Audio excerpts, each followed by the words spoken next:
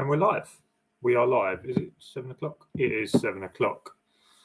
Hi guys, welcome to episode 16. 16, I think this is. Last week's one. Normally I do these every other week. This week I've decided to do an extra one as my internet was a little bit funny last week. I'm not sure if the internet's still a bit funny.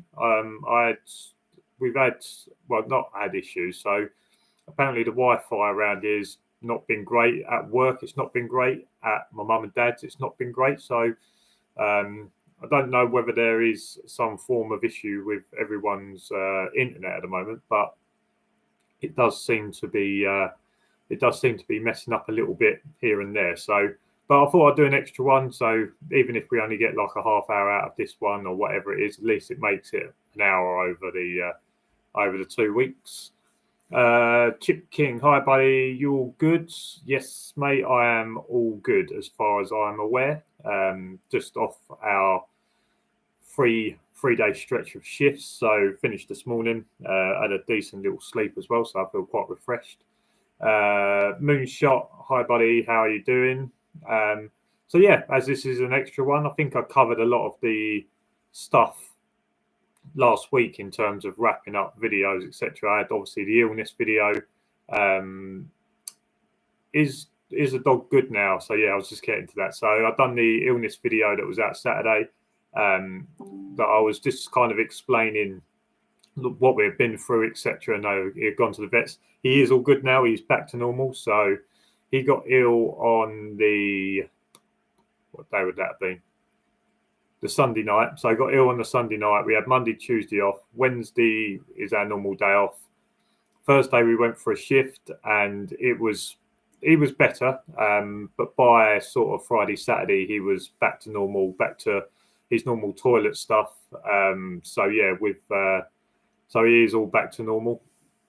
And yeah, it's all been good. But that illness video was more to promote that maybe a way of looking at when your dog's ill. If your dog can't work, possibly using holiday instead of taking unpaid days, and then picking up shifts when the dog is good, in order to sort of get them days back. And it's an interesting way of looking at it, that if you need to take a couple of holidays for your dog being ill, is that maybe working an extra couple of shifts, you sort of prepay yourself. So although later on in the year, if you need to take some days off and you haven't got any holiday left, there's a way of looking at it that, okay, I'm going to get unpaid for these days, but I got paid earlier on in the year when I had some time off. So over the course of a year, it levels itself out and you would earn exactly the same amount of money. What I didn't want to do was take unpaid days. Now, this is obviously up to the discretion of the employer. But if you've got a good employer like I have, that's happy for you to do that, and I can't see why they wouldn't, because you're entitled to them days at some point throughout the year. Is that being able to I didn't want to take any unpaid days and leave myself short, so I'd rather prepay myself and make sure I get the money I need for the month in order to then maybe take a few days off because I've done some extra. So yeah, that was just a way of looking at it, rather than people taking their dogs to work when possibly the dog's not fit to work, or people panicking about what would happen if my dog was ill and I wasn't able to go to work. So hopefully that's given some people an idea, and people maybe will be less stressed about what would happen if the dog was ill, and hopefully that's a way that they can look at it. Is your company increasing your wages due to everything going up? They are. I've got an email. I'm not going to tell people what I earn an hour. I don't think that's anybody's business how much I earn an hour. But yeah, we are getting a little bit of an increase.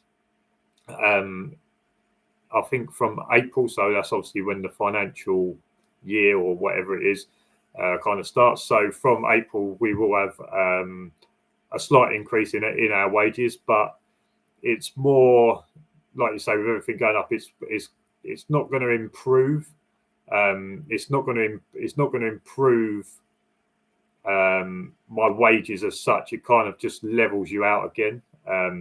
So it's not like extra money. So when you say a pay increase, it's not a pay increase in terms of I'm going to have more money to spend each month, but it kind of makes sure that I don't have less money to each month, if that makes sense. So Moonshot, get a couple of grand into XRP, buddy. You'll have a nice little bit by Christmas. What's XRP? Is that you with your crypto stuff? So yeah, it's like I say, we are getting an increase, but like you say, with everything going up, it kind of just levels you out again. You're not going to be earning lots more money. You're not going to have loads of extra money each month. It kind of just gets you to where it should be. Crypto. I feel like I need to know more about crypto in order to put money into anything. I don't know enough, and I don't. Well, I'm sure there's a lot of people that would say that they're not savvy enough in order to put money into something they don't know about. You obviously just need to, if you're like yourself, who sounds like they know what they're talking about. It probably makes a lot of sense and it's very easy. I'm not someone that risks. I'm not someone that risks my money. I don't know if you see it as a risk, but I'm not someone that I would kind of risk putting my money into something. Whether that's like you say, it's the future. Porsche K9 just made it. Hi all. Hi Porsche K9. How you doing, mate? Hope you're well.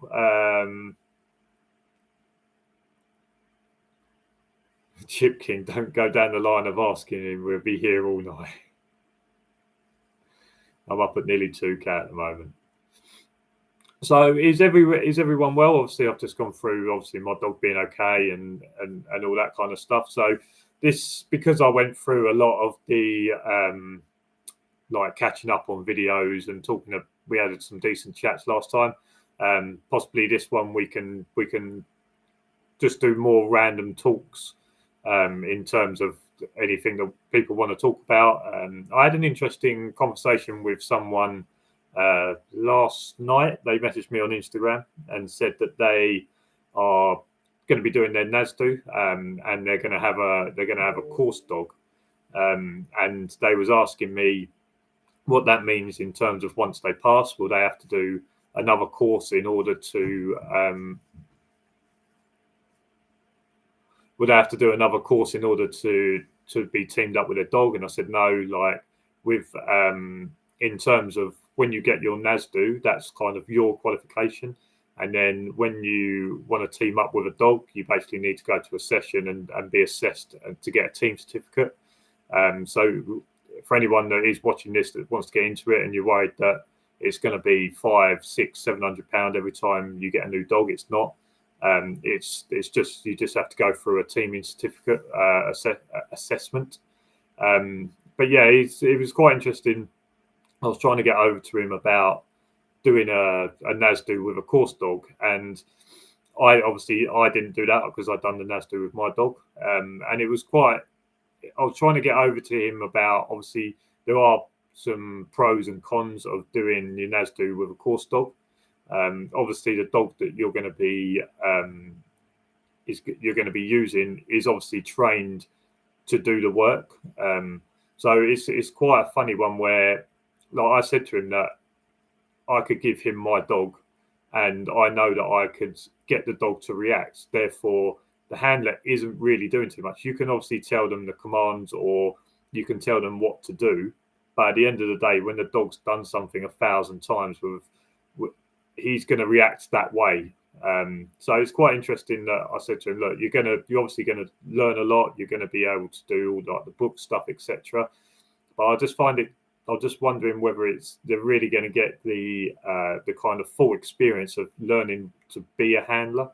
And I feel that if you've got a dog that knows what it's doing, even with someone that doesn't know what they're doing on the end of the lead, the dog through its training is going to react in the way that it's done 1,000 times. And I feel that becoming a security dog handler is learning how to train a dog. And that was one of the most important things I found through doing my NASDO, especially with my dog from where he started, is that I learned how to do the bark on command. I learned how to do different bits and pieces, and teaching him how to get there. I feel like with a course dog, you're not going to learn how to train a dog, or you're not going to experience all of the stuff where it goes wrong. If you obviously these course dogs, if they're very good, you're not going to get too many sort of misfires, or you're not going to get too much of like the mistakes that my dog would have made, which you have to learn to correct, or you have to learn to notice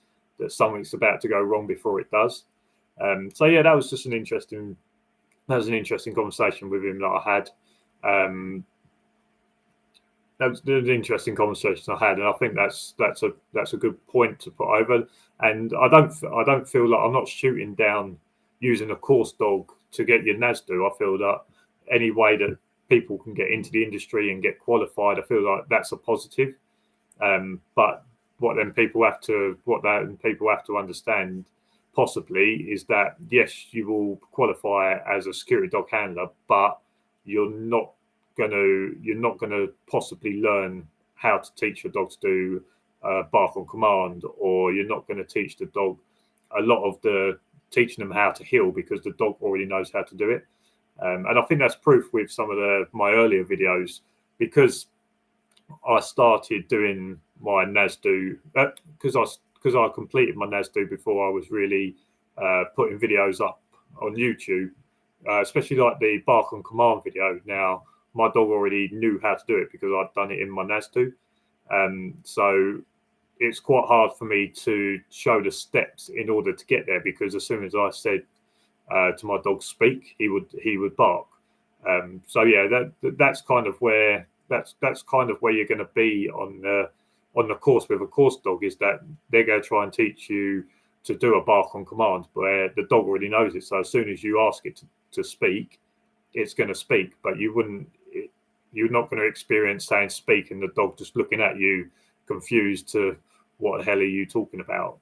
So yeah, I think that was just an interesting conversation, but a good thing to come out of that is just knowing that you don't have to do a NASDO every time you get a new dog. Every time you pass your NASDO, as they would with a course dog, and then it's just a case of getting a team certificate in order to work a dog.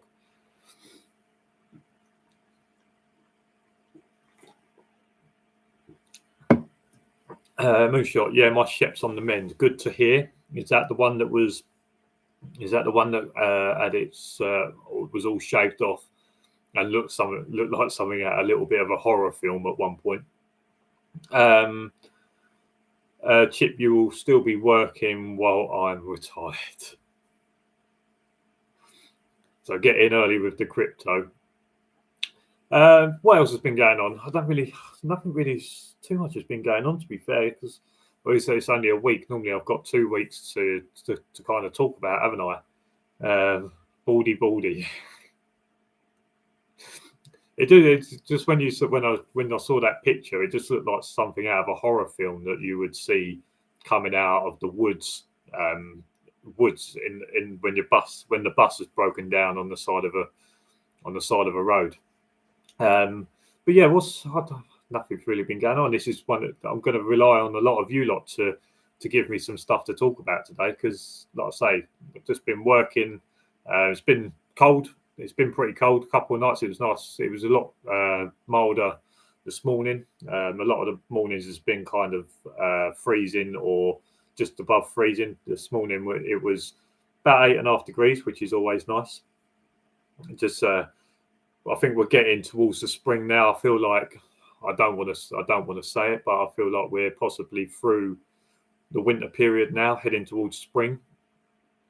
So hopefully it won't be long before we're out in some t-shirts and maybe one jacket rather than an undertop t-shirt, jumper and jacket with some tracky bottoms underneath the work trousers, which is pretty much my setup at the moment, because I'd rather overlayer than underlayer. So Pup's a little terror. Now, are you the one with the American Mally that we was talking about on the Discord? Because your name's, is your name different? I'm pretty sure your name's different. Need to go. Catch you later. All right, no worries. I'll catch you later. But in terms of dog handling, so okay, so you've got the American Mallee, which was an interesting conversation. But yeah, hopefully I'm thinking about going training on Friday. So it's been a few weeks since I went to training last. One of the good things about training is it just keeps the dog sharp. If I don't go training, then not saying that he doesn't stay sharp, but it's a bit like anything. If you didn't go football training or you didn't go and practice tennis or whatever it is, you'd still be able to hit the ball, but maybe you wouldn't be as sharp or you wouldn't be as quick to working out situations, etc. So going to training, hopefully, I think I'll probably go Friday if it's possible. And hopefully we'll do some bits and pieces there. And if there is, obviously, I'll catch it on video. I'm going to try and record a video tomorrow. I did actually have an idea to do record a few of the manual roulettes today, but I ended up sleeping a little bit longer than I had planned to. But that was maybe because my sleep pattern was a little bit messed up this week.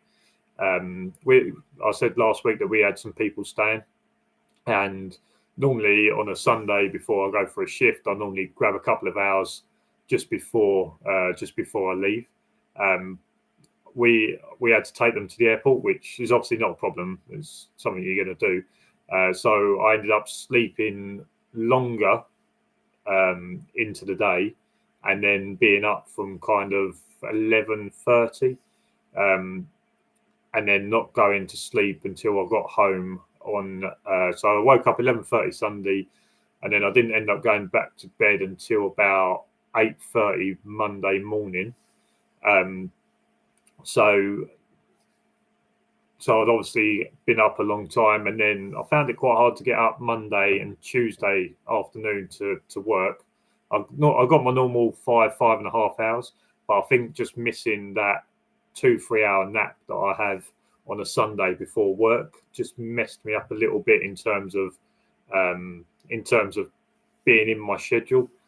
So I ended up sleeping a little bit longer today, which meant I never got the chance to record a couple of them roulettes, because they're reasonably easy to record, and I can kind of put them in the bank so that if I run out of videos, or if I just want to put something out there, then I can just use one of them. So I need to crack on and do one of them. I probably could do one I could probably record them at work, because they're only a couple minutes long. But I don't feel like the lighting is too great. I know a lot of you guys that watch the videos, you don't watch it because it's high production. But I feel like if I can just make it a little bit better production when it comes to kind of the book work, etc., that'll be better. Obviously, with site videos that I do, when you're working through the night, you're obviously going to rely on floodlights and that in order to give the light. So, but I think if in terms of like the book stuff and the information I can get out there, if I can give that a little higher production, that'll probably be better.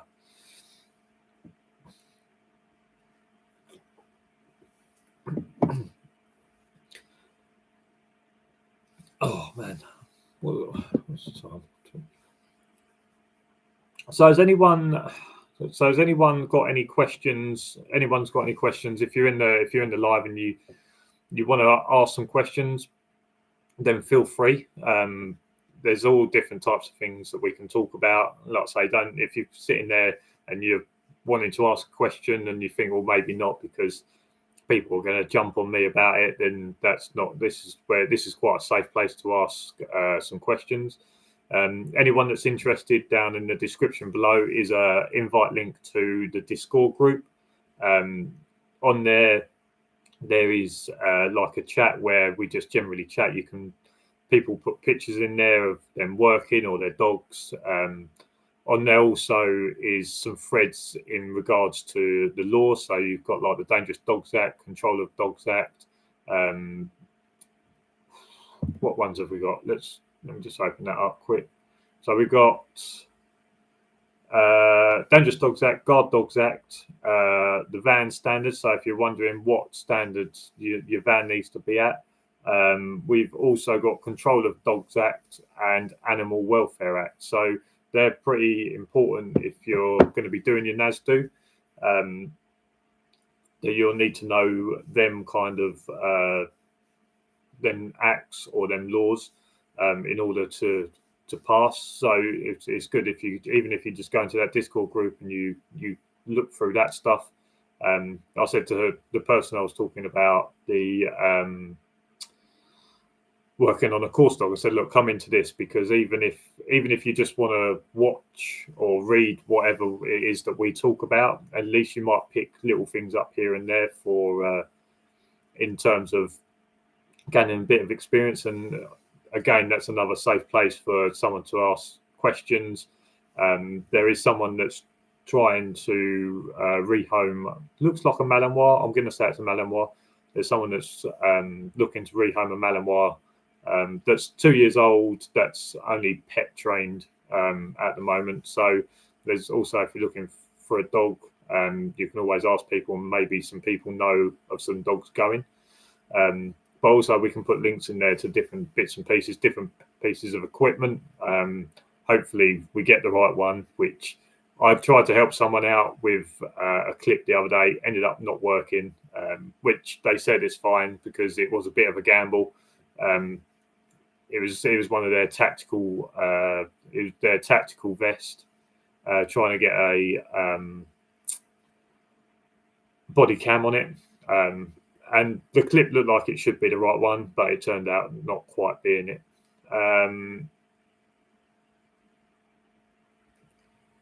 So Porsche K9, hey, just wondering where I can get the sign that you have on your cage door in the van.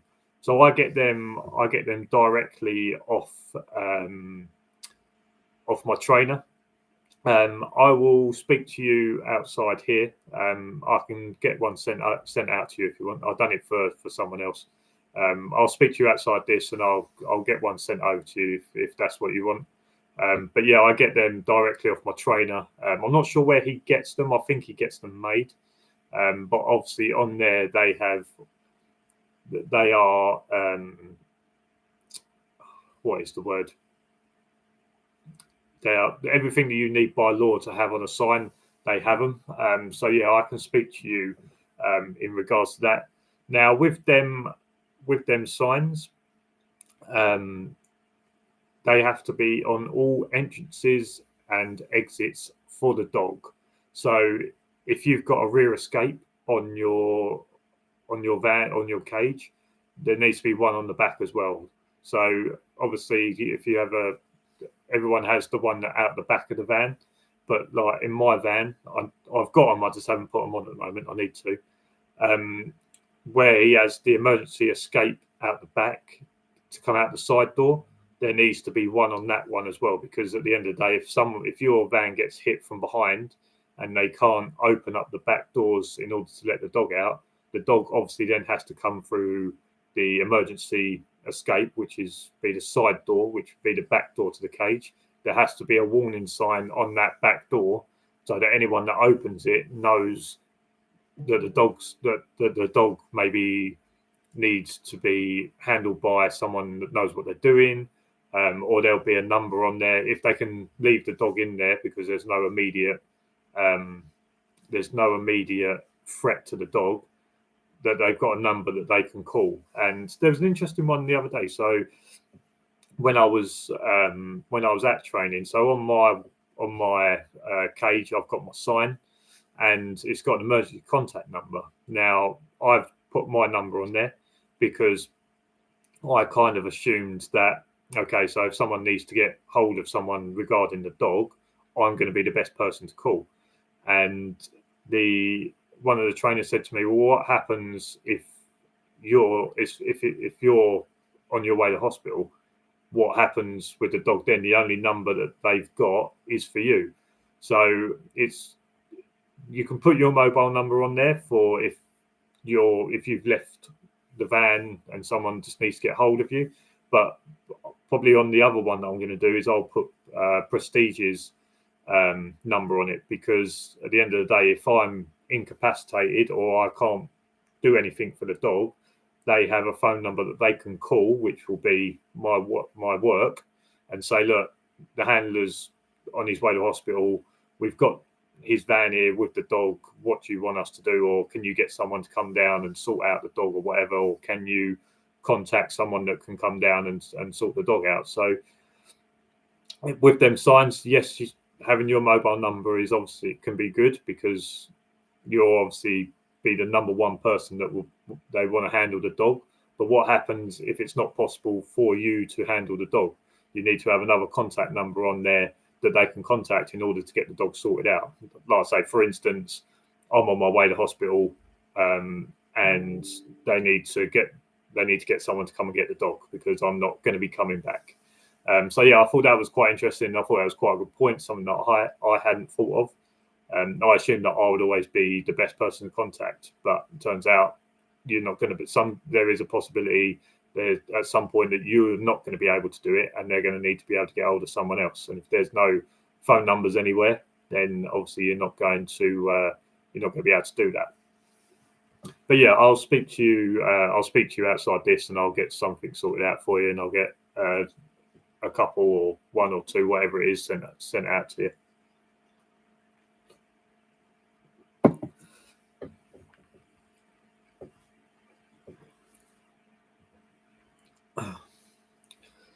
Oh man! So I'm still running out of. I'm running out of some things to talk about. Once I get into a subject, I'm good. But in terms of van setup, what has anyone got anything specific that they have? Now, obviously, I've got my Volkswagen Caddy, which is kind of like a small van with a double cage. You obviously get people with transits with built-in cages. You have people with estate cars, 4x4s that have like the Trans K9 cages. Is there anyone that has a different kind of setup to any of them? I know there are some people that have some different kind of van setups or some different needs. At the start, I obviously had the 4x4, which I was always going to need to change anyway. But the reason I got the van is that I enjoyed being able to hang stuff up and not have too much stuff on like back seats. That was my one thing that I hated about using the 4x4, is that I ended up with lots of equipment, lots of gear, lots of extra stuff all over the back seats. And then when I got home, if we wanted to use the car in order to go out for a day out, I had to keep lugging everything out. Now, obviously, if you've got an estate car that is just for work, then that doesn't matter, because everything can just stay in there. But if you use a car that if you use an estate car that you're obviously going to be using for your personal stuff as well, and you have to keep taking stuff in and out, that's the one thing I absolutely hated, and that's why I ended up getting a van, because obviously with the bulkheads, you kind of separate yourself from all the stuff that's out there. UK Security 101, I'm here. What did I miss? You missed me fluffing through trying to find things to talk about. Obviously, I said last week, the internet went down a little bit, and normally I've got 2 weeks worth of stuff to talk about. This time I've only got 1 week. So just talking about vans, I was just talking about cage signs. So a cage sign needs to be on the front and the back. Talking about phone numbers, where I've got my mobile number on the cage sign, but there is possibility that sometimes I won't be contactable, because let's say I'm on the way to hospital, so there needs to be a secondary number that they can call, so they can maybe get someone to come and deal with the dog, or get someone to come and pick the dog up. But yeah, UK Security 101, if you've got anything that we can talk about, that would be ideal, because I'm trying to come up with some stuff to talk about. But yeah, Sean Bartlett, do you have to put signs up one on the site as well? No. So, well, I say no. So the signs that you need. So you obviously need to have you need ones on your cage. So it will say that this is a trained security dog. No one should handle this dog unless they have qualification or unless they are trained. It should say on there that releasing this dog could cause harm to people. So that anyone, so if it's not you that opens it, they can't turn around and say, well, I was just letting the dog out, I didn't realize it was going to be aggressive. So on the sign, one says that if you let this dog out, it could cause harm to you or others. So you obviously need them signs on your cage so that no one walks up and just lets the dog out. Your van needs to have or your car needs to have signs on each entry and egress of the car of the dog. So egress is a posh word for exit that NAS do use. So for me that'll be the back doors of the van and the side door, because the back doors is his normal in and out, but due to the emergency escape out the back of the cage, he comes out through the side door. So there needs to be a dog warning sign on the side door and the back doors. Now you can obviously put extra signage up on your van if you want it to be known that you are a dog unit. You can obviously do that with stickers, or you can do it with magnets like I've got. The reason I have magnets is that I live in an area where you can't have sign written vans, but I think I would always go along the magnet route anyway, because it's possible that you don't want to promote that you have dogs around in certain areas. So you don't want someone trying to break into your van because they think there's a dog in there. But then they may break into it thinking that there's tools in there as well. So, and then at site, you need a sign that warns people that dogs are on site on each entrance and egress of site. So that would be obviously the front gates, any side gates, a back gate, but also any known holes in the site. So let's say that there's let's say you've got Harris fencing and they've unscrewed part of the Harris fencing, and the workers on their lunchtime, instead of walking all the way to the front and all the way around to get to the burger van, let's say that they pull up and they open the Harris fencing and put it back down again. That is a known entrance or egress. Whether there's an actual door or gate there is immaterial. If you know that people use that to get in and out of sight, there has to be a dog sign there. So if you know that that's what they use, but that can also be a hole in the fence. So if there's a hole in the fence that is known, you'll need to put a dog sign up there. Now you can try and cable tie the fence shut, but if that's not possible and there is a hole, if it's known, there needs to be a dog warning sign or a dog sign there. Obviously, depending on the size of your site, you would normally put signs all around the Harris fencing. Now that may be one every 50 yards, that may be one every 100 yards. I think on the fence at the back of the site I work, it's probably about 50 yards wide.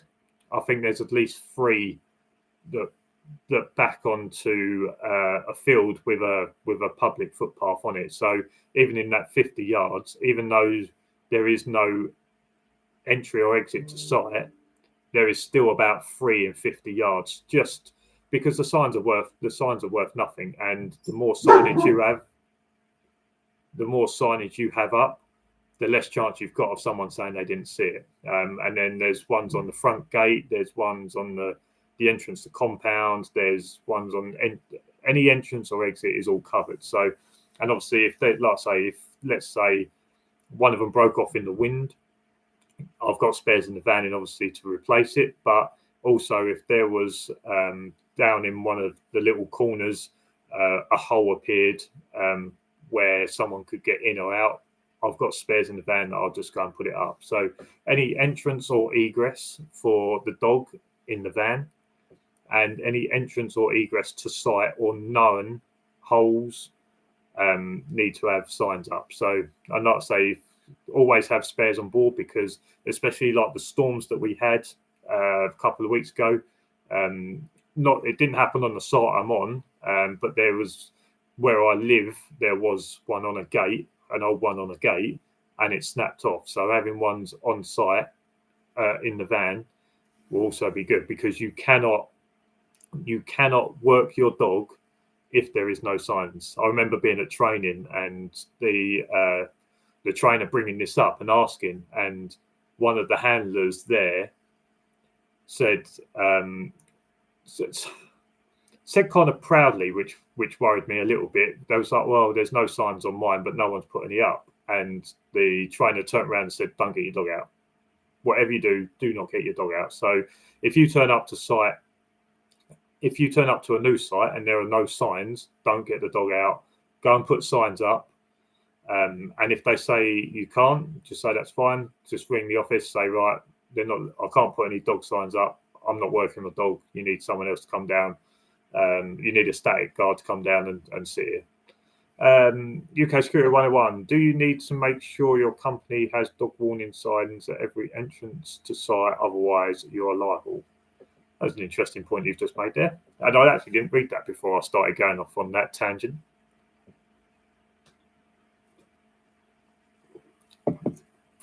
But yeah, that's one of the big things, because obviously even if someone trespass onto site, if they don't know that there's a dog on site and you come tearing around, let's say the dog comes barking around the corner and that person feels threatened, then you could be liable under the Dangerous Dogs Act. Especially if you've not warned someone that there is a dog on site, they can be taken a little bit by surprise. But yeah, like I say, entrance and egresses on the van, and entrance and egresses and all known ways in and out of site. But also make sure you've got cable ties as well, because if they do cut a bit of a hole in the fence, you can cable tie that up. You may put a sign there anyway, just in case they open it back up, but always have some cable ties on site just to close up them holes. You'll get done for intimidation of the public if there's So if you don't have any signs up and your dog comes tearing around the corner, or even on the lead comes tearing around the corner and scares the crap out of someone, you'll get done for intimidation of the public, even though they shouldn't be there. But let's all just pretend that criminals and trespassers are law-abiding citizens. We'll just pretend that for a little bit, shall we? But I think that was something that was drummed into me quite early, and like I say, that was one of the first things when I went to Prestige's office and in the where they keep some of the signs and that. As soon as I saw them, I was like, "Can I have some of them?" And he gave me, I don't know, six, seven spares. So yeah, I've got loads of spares in my van, because, like I say, if there are no signs, and people will rip them off, and it could get annoying, but they keep ripping them off. You have to keep putting them back up, and if it's a case of they rip them down every day, you have to put them up every day. So it can get a bit annoying, but it's something that has to be done.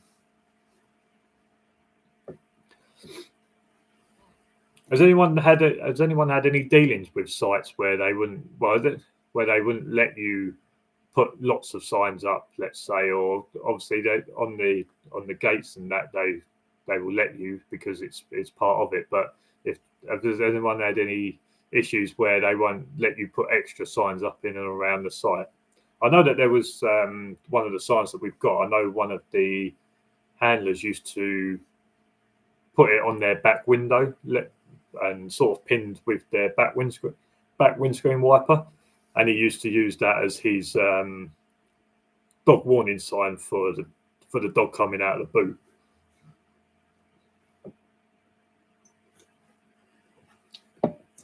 Whether that's 100% legal or not, I'm not sure. But at the end of the day, there was a sign on the back of his vehicle to say that there was a dog, and it had the dog warning sign as if the dog will be coming out of the boot.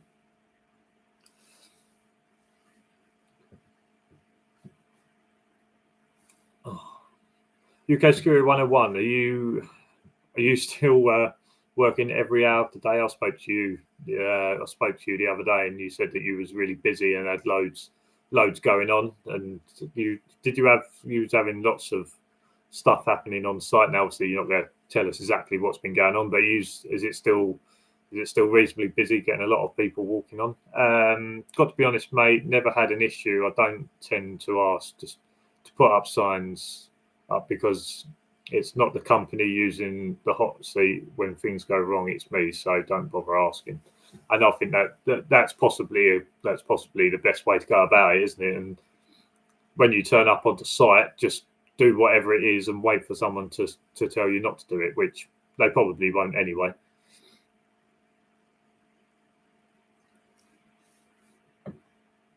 When it comes to being a legal thing, it's you're better off just going ahead and doing it. And if someone asks, just say that's legal.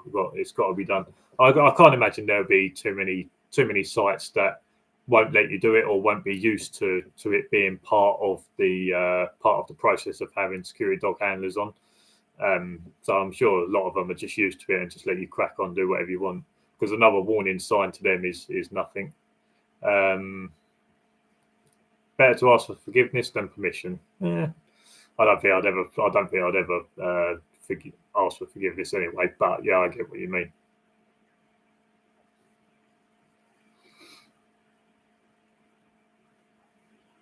Is there in the in kind of NIP2 training? Is a lot of the sign stuff? Is a lot of the sign stuff in that as well? I assume it is, because it's a similar course to NASDU. But in terms of like NIP2, is all that kind of stuff in there? Is that part of the course? I assume it would be, because it's part of the law, or do you have to kind of find that out in the law yourself?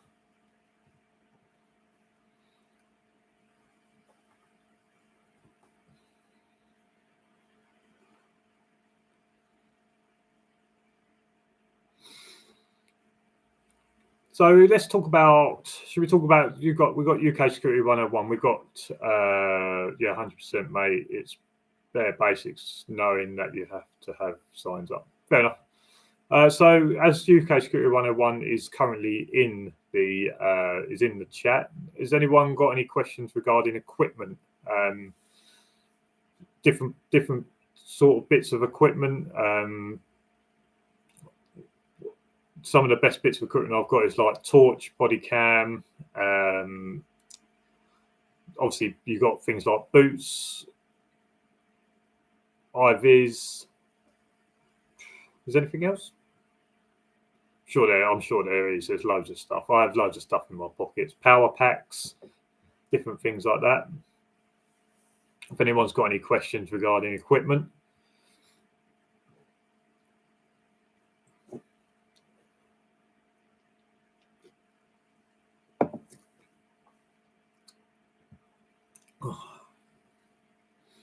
What would be the one thing that you have? What would be the one thing you have as a security dog handler in terms of equipment that you don't think that you would be able to do the job without? Let's take a torch out of it, because that's pretty much a basic thing for a security dog handler.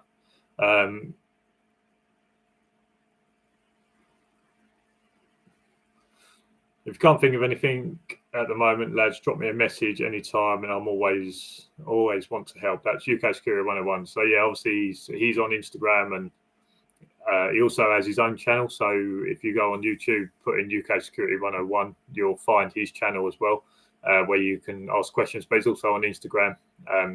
Always drop him a message if you've got any questions regarding equipment.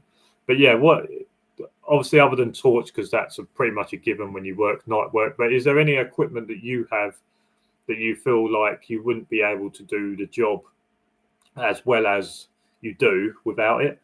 I would say possibly. I think headphones. I think headphones is a big one for me. I think headphones is a big one for me. being able to do the job hands-free, I think, is a massive thing, especially if you have someone that you're trying to deal with, trying to juggle a dog and a phone at the same time. So whether that's like a Bluetooth headphone, or if you're like me with an iPhone, you have the AirPods. I just feel like they're a massive thing, and I think if you have an incident on site, like I say, the last thing you want to be doing is trying to talk to the person, talk to the police on the phone, and juggle a dog. Just being able to taking one of them aspects out is better, so you're not having to hold a phone. Porsche K9, what muzzle does someone suggest, please? Muzzles, there is no real standard. Most muzzles now are decent. If you go into any pet shop, you'll be able to find a decent muzzle. My trainer said to me the best one to get is like not the metal cage ones.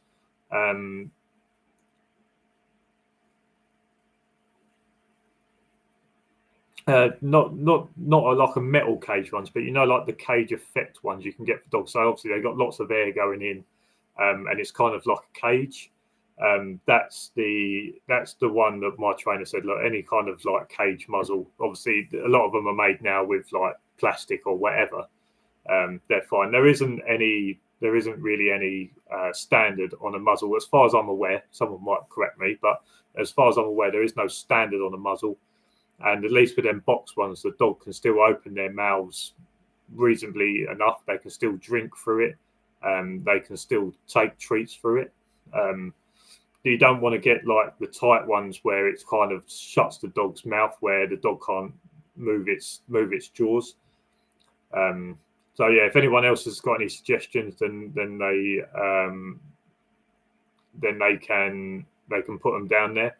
But I'd say like the kind of box ones. I'll put the type that I mean in the Discord group after this, and you can have a look at what I mean. UK Scary 109, Porsche K9, what dog do you have, mate? Which Porsche K9 said he's a Malinois. And an earpiece is a must, Michael. Good call. I thought so too. Like I say, earpieces, just keep as many hands free as you can. Obviously, you've got the dog in one. You don't want to have a phone in the other, or you don't want to be using the other arm and trying to balance the phone in between your ear and your shoulder. So, but yeah, like I say, I don't believe that muzzles have a standard that you have to have. You obviously just needs to be safe, and the more comfortable you can keep the muzzle for the dog, the more chance you've got of a dog accepting the muzzle. The last thing you want to do is put a muzzle on that basically shuts the dog's mouth, and then every time you try and put it on, the dog's like, no, I'm not having any of this.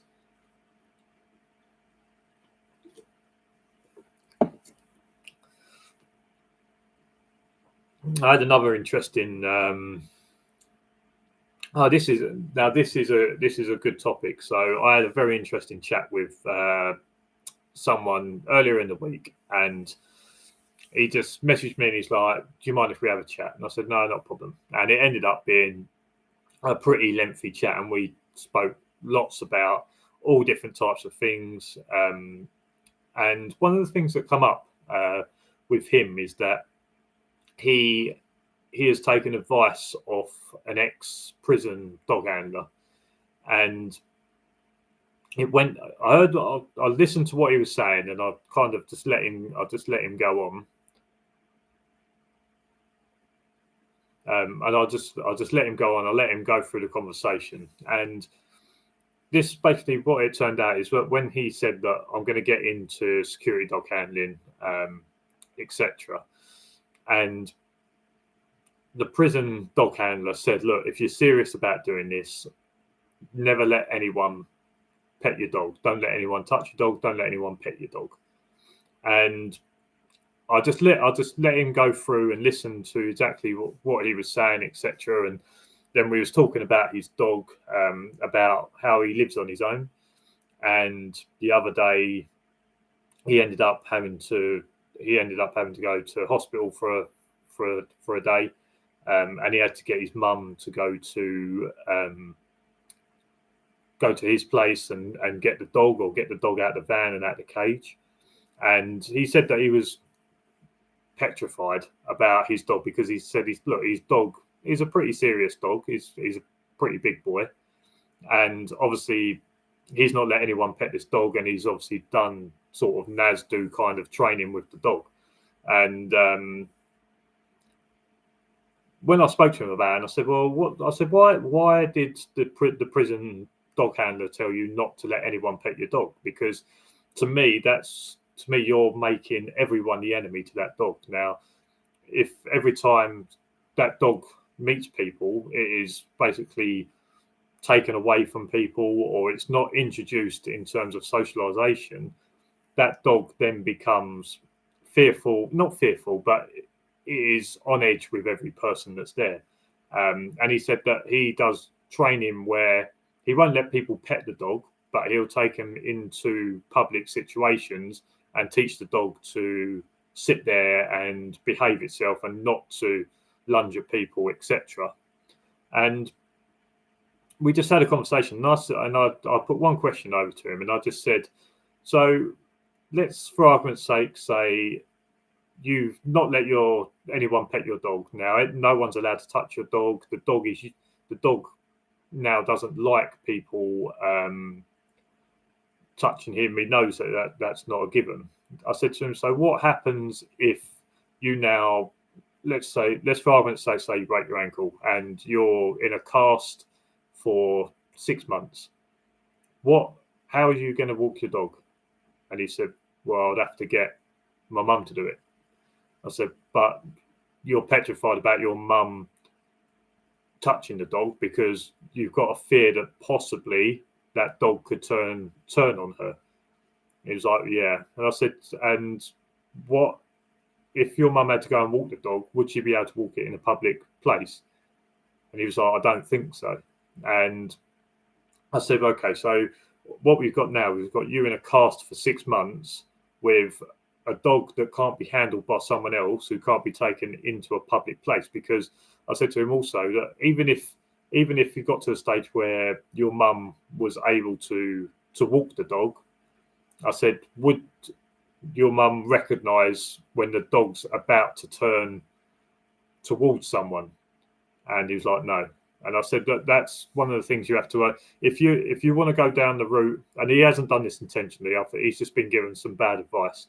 And if you want to go down the route of making your dog not aggressive towards everyone, but if you're not going to socialise your dog with people, because when you're at work you don't want him to trust anyone, if you're going to go down this route of your dog being aggressive towards people and you're the only one that controls it, you need to have a backup plan for if something was to happen, i.e. you're in a cast for 6 months and you have to get someone else to walk the dog, you have to get someone to take the dog to certain places. You need to have a backup plan. And I feel like that was a case of him just getting some really bad advice and taking it on. So yeah, I just thought that was an interesting chat about people getting bad advice in terms of don't let anyone pet your dog. If you're really serious, you want your dog to be fearful. But I did say to him also that it kind of makes sense, because I said to him, look, he's used to sort of the prison dog handling side. And I said to him, look, if you was working in a prison, would you want the inmates to be able to go up and pet your dog? And he said no. And I said, exactly. So it's possible that he's not been given bad advice on purpose, but the handler has given him advice for a completely different situation to how he lives. Now, I don't know about prison dogs, but I'm assuming that prison dogs don't go home with the handler. They don't spend time with a family. They might. Like I say, I'm just guessing that they don't go home with the handler. They don't have to socialise in a family setting. They don't get socialised in public places. So it's okay for that prison dog handler to say, look, don't let anyone pet your dog because you don't want the dog to trust anyone in a prison. That's perfectly fine. But if you're just a security dog handler with a family and you have to walk your dog in public places, that's probably the worst advice you can give, because it's a completely different situation, and it's not a one advice fits all kind of industry. Every handler, every family, every dog has a completely different situation that they have to work in, that they have to live in. I'm assuming that at prisons there will be somewhere where the dogs are kept on site, and I'm sure them dogs do get to socialise with a lot of the prison guards, and I'm sure the dog gets a chance to go and exercise off lead with a handler or a prison guard, and I'm sure that the prison dog does feels like it has a good life because it's all it knows, and I'm sure it gets looked after. But the dogs that we are not taken into a prison where you don't want anyone to be able to make friends with a dog or whatever it is, because obviously that would, in a prison setting, that could be worked against you if one of the inmates become friends with the dog. That's not what we're going to be doing. All we're going to be doing is sorting out trespassers, making sure the dog making sure that we don't get attacked or we don't come to any harm. So I'll say that's a lot of the information that you may get off people or off trainers. When you get it, work out why they're saying it. So obviously this prison officer, his whole prison dog training or his dog training is all about prisons and different and dangerous situations. So when you get information, sometimes you just maybe need to step back, think about why this information is coming to you, and where is it coming from, and is it coming from a place with someone with similar situations to you, or is it coming to you from somewhere with someone with different situations and opinions on the way in which dogs work? And like I say, and it's always, if it doesn't seem right to you, there's always somewhere or someone you can ask and say, look, I was given this piece of advice. I'm not sure if it's really relevant to the way that we work. What do you think? And I think that's a good thing about maybe this channel, or maybe what we're trying to do with a Discord group, is that you get a chance to be in contact with people in the same situations with you as you. And if you put something out there, you'll probably get the right answer there or thereabouts off one or two handlers. And hopefully it'll make sure that you don't get any bad advice like that, because in terms of what we do, 95% of the time you want your dog to be just a social butterfly, and you want it to basically not be a pet, but you want it to be a pet with a bit of an edge. It's only that 5% that you want your dog to be the same as a prison dog.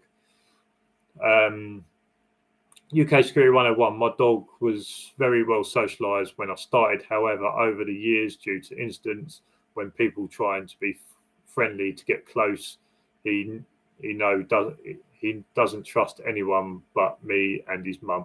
And I'm wise to this situation.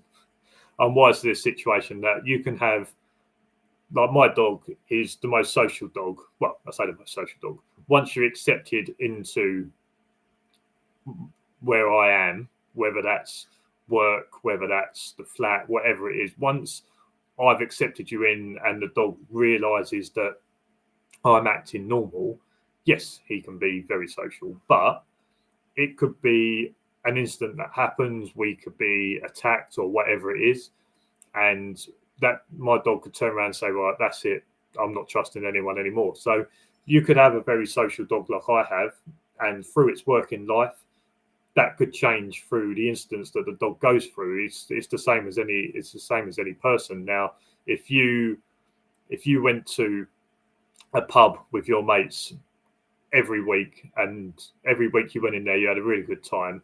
If you went in there one week and you got into a fight, or there was an unprovoked attack on you, the next time you go into that pub, you're not going to be the same as you was 2 weeks beforehand when you went in there before the attack. So it's kind of understanding that with a dog is that it's the same as you, that whilst you go somewhere and you always feel safe, it's fine. But the moment you go somewhere and you don't feel as safe, you're not the same person that you was beforehand. You change and you have a guard up, and you are possibly not more aggressive. I'm not going to say that, but you are possibly more ready for an aggressive confrontation than you was before the attack. So yeah, like I say, the same as you saying your dog was very well socialized, but with stuff that's gone on and people trying to be friendly with the dog in order to get an advantage, the dog has now gone, well, no, I understand what that person is trying to do. I understand that person was being nice to me because it wanted to try and take advantage of the situation that we was in. Right, guys, that is an hour. I am going to call it there because I'm very, very hungry. I need some dinner. I think the fiance is laying on the floor with the dog at the moment, having fun time. So that is just over an hour. We'll call it there. Want to thank you all for watching. Like I say, this was just an extra just to make up for the internet being bad last week. It seems to have been okay this week, so that's a plus. But if you like this video, make sure you give it a thumbs up. Subscribe down below for loads more videos. They come out every Saturday. And then these lives are normally every other week. This was an extra one. And I'll see you again next week. Cheers for watching, guys. See you later. Bye.